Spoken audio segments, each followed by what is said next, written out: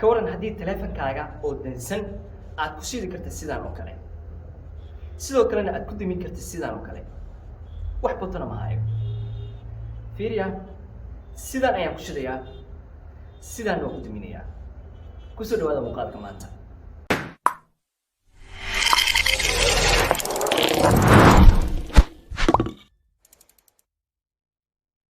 وعن مركل صاحب يال ومركل برنامج كسمانيس بروجرام سيدا عادية تلفونات سمارت فونيسك أو حلوية قانا مركل الرباء إن لو شقية أما لشدا إن لتابتو باور بوتن كان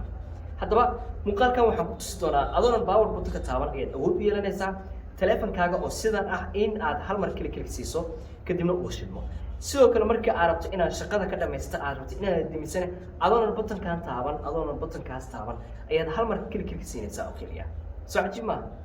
markaad shidayso klik ayaa ku shidaysaa kadibna shaqadaada ayaad qabsanaysaa marka aad shaqada dhameysana klik ayaad siinaysaa kadibna waad dhameysay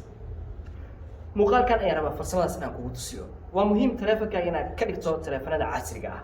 ku soo dhawaada haddaba sida loo sameeyo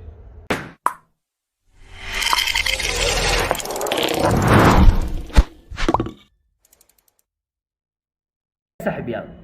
si farsamada aan kugu tusiyo way fududahay tag settingska taleefankaaga kadibna hoos u wad markaad hoos u wado waxaad ku dhufanaysaa halkan ay ku qoran tahay advanced features marka aad ku dhufatay kadib ka sii dooro meeshan ay ku qoran tahay motion and gesture markaad ku dhufatay kadib labadan xabo 1 iyo 2 ayaad furaysaa waa 1 iyo 2 hadda way xiran yihiin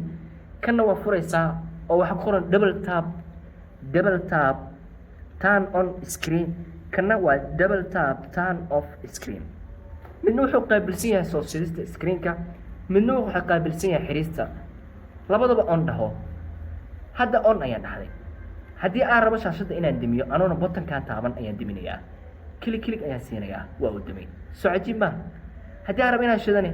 klik ayaan siinayaa oo soo shidmay haddii aan rabo farsamadaas inaan iska xiro settingska ayaa ku laabanaya kadibna advanced kadibna waxaad ku soo dhufanaysaa motion gesture kadibna laga bilaabo muuqaalkan taleefankaaga waxaad awood u yeelanaysaa inaad hal mar klik ku furto kadibna markaad shaqada ka dhamaysto klik ku xirto soo cajiib ma